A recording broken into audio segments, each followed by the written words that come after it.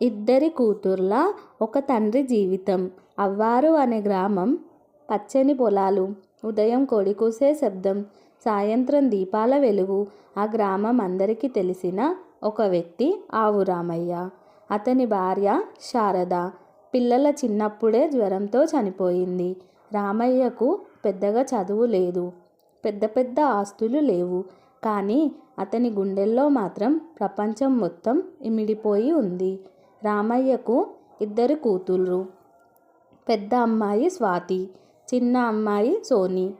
రామయ్య భార్య శారద చనిపోయినప్పటికీ స్వాతి 7 సంవత్సరాలు, సోని 3 సంవత్సరాలు ఉన్నారు. శారద చనిపోవడంతో రామయ్య జీవితం అంతా మారిపోయింది. ఆ రోజు నుంచి, ఆ క్షణం నుంచే రామయ్య తన పిల్లలకు ఒక తండ్రిగా, ఒక తల్లిగా అన్నీ తానే అయ్యి వారి పిల్లలకు ఎలాంటి లోటు లేకుండా చూసుకోవాలి అని నిర్ణయించుకున్నాడు. ఉదయం 4 గంటలకే లేవడం రామయ్య అలవాటు చేసుకున్నాడు. పిల్లల్ని లేపకుండా మెల్లగా బయటకి వచ్చి పొలాల్లో కూలి పని, ఎండ వాన అన్నీ చూడడు. చాలా కష్టం, ఇష్టంతో చేసేవాడు. ఎందుకంటే ఇంట్లో 2 దీపాలు వెలగాలి అని అతని కోరిక. ఇంటికి వచ్చాక వంట కూడా అతడే చేసేవాడు. పిల్లలు తృప్తిగా తినడం చూసి రామయ్య ఎంతో ఆనందపడేవాడు. నాన్న, అమ్మ వంటలాగే ఉంది అని స్వాతి అనగానే రామయ్య కళ్ళల్లో నీళ్లు తిరుగుతాయి. కానీ నవ్వుతాడు. పిల్లలకు జడ వేయడం, పుస్తకాలు సర్దడం, బట్టలు ఉతకడం అన్నీ రామయ్యనే చేసేవాడు. గ్రామంలో కొందరు నవ్వారు, మరికొందరు జాలి చూపించేవారు. కానీ వారిని మాత్రం ఎవ్వరూ చేరదీయలేరు. ఆడపిల్లలని పెంచడం కష్టం రామయ్య అని కూడా అనేవారు. వాళ్ళకి పెళ్ళిళ్ళు ఎలా చేస్తావు, ఎలా చదివిస్తావు అని మాట్లాడేవారు. రామయ్య మాత్రం చూస్తూ చూస్తూ ఒకరోజు అలా మాట్లాడిన వారి అందరికీ రామయ్య అప్పుడు గట్టిగా సమాధానం చెప్పాడు. పెళ్ళి కాదు, ముందు వాళ్లకు ఒక మంచి భవిష్యత్తుని ఇవ్వాలి, ఆ తర్వాత పెళ్ళిళ్ళు అని గట్టిగా సమాధానం ఇస్తాడు. అలా అందరికీ గట్టిగా సమాధానం చెప్పాక రామయ్య మనసులో ఇలా అనుకుంటాడు. నా కూతుర్లకి ఒక మంచి జీవితం ఇస్తాను అని అనుకుంటాడు. రోజులు గడుస్తూ ఉంటాయి. పిల్లల కోరికలను ఎంతో కష్టపడి ఇష్టంగా తీర్చేవాడు. ఇంతలో స్వాతి చదువులో చాలా చురుకుగా ఉండేది.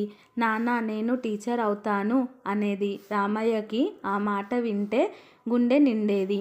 తనకు రాని చదువు తన కూతురికి రావాలని, తన కల నెరవేర్చాలి అని రామయ్య కోరుకుంటాడు.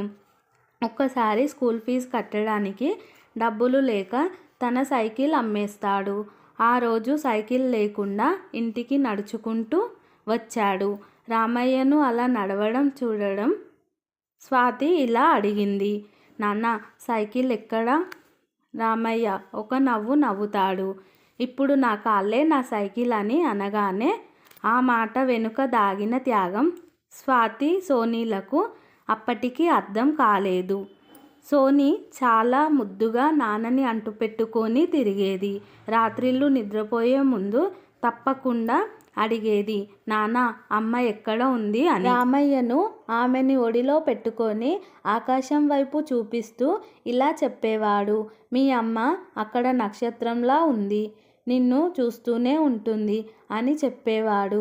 అలా చెప్పిన ప్రతిసారి రామయ్య గొంతు వణికేది, కళ్ళల్లో నీళ్లు తిరిగేవి. గ్రామంలో కొందరు పెద్దలు రామయ్యను ఒత్తిడి పెట్టేవారు. 2 పిల్లలు, మళ్ళీ పెళ్ళి చేసుకో, పిల్లలకు అమ్మ దొరుకుతుంది అని చెప్పేవారు. కానీ రామయ్యకు ఇష్టం లేదు. నా పిల్లలకు అమ్మగా ఉండేందుకు నా ప్రేమ సరిపోతుంది అని గ్రామంలో వాళ్ళతో అంటాడు. ఆ మాటలు చెప్పడం సులువు కాదు, అది ప్రతిరోజు జీవించడం చాలా కష్టం అని అంటారు. రామయ్య జీవితంలో ఒక కఠినమైన రోజు వస్తుంది. ఒక సంవత్సరం వర్షాలు లేక పొలాలు ఎండిపోతాయి. పని లేదు. ఇంట్లో బియ్యం కూడా తక్కువ. ఆ రోజు రాత్రి పిల్లలు ఆకలితో నిద్రపోయారు. కానీ రామయ్య మాత్రం బయట మెట్లపై కూర్చొని నా వల్ల నా పిల్లలు ఎలాంటి ఇబ్బంది పడకూడదు, వారికి ఎలాంటి లోటు రాకుండా చూసుకోవాలి అని ఆలోచిస్తూ నిశ్శబ్దంగా ఏడుస్తాడు. నా వల్ల ఈరోజు పిల్లలు పస్తులున్నారు అని తనని తానే తిట్టుకున్నాడు. అయినా సరే మరుసటి రోజు తెల్లవారుజామున రామయ్య మళ్ళీ పని కోసం బయలుదేరతాడు. ఏదో ఒక విధంగా పిల్లల కడుపు నింపి తను తృప్తి పడేవాడు. కాలం మారింది. ఏండ్లు గడిచాయి. స్వాతి ఇంటర్మీడియట్ పూర్తి చేసింది. టీచర్ ట్రైనింగ్లో చేరింది. సోని కూడా చదువులో ముందుంది. ఇంతలో స్వాతి మొదటి జీతం తీసుకున్న రోజు రానే వచ్చింది. ఆ డబ్బును నేరుగా స్వాతి రామయ్య చేతిలో పెట్టింది. స్వాతి రామయ్యతో ఇలా అంటుంది, ఇది నీ కష్టానికి ఫలితం నానా అని సంతోషంగా ఇస్తుంది. అలా ఎదిగిన కూతుర్లను చూసి ఆ రోజు రామయ్య మాట లేకుండా ఏడుస్తాడు. ఆ ఏడుపు బాధతో వచ్చింది కాదు, గర్వంతో వచ్చింది. అలా కష్టపడి పెంచిన తండ్రి విజయాన్ని చూసి గ్రామంలో వారందరూ ఒకప్పుడు ఆడపిల్లలు భారం అన్నవారే ఇప్పుడు రామయ్యను చూసి ఇద్దరు కూతుర్లను పెంచి ఇంత గొప్పగా నిలబెట్టావు రామయ్య అని అందరూ అభినందనలు తెలుపుతారు. రామయ్య మాత్రం సింపుల్గా చెప్పాడు, నేను ఏమీ చేయలేదు, ప్రేమ పెట్టాను, నమ్మకం పెట్టాను అని అంటాడు. నా ఇద్దరి కూతుర్లు నాకు బలం అని అంటాడు. కూతుర్లు రామయ్యకు భారం కాదు, అతని విజయం. తన పిల్లల కోసం తనని తానే త్యాగం చేశాడు. అతను విజయం సాధించాడు.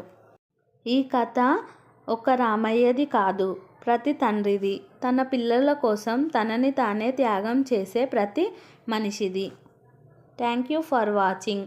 వీడియో నచ్చినట్టయితే ప్లీజ్ లైక్ అండ్ సబ్స్క్రైబ్ చేసుకోండి.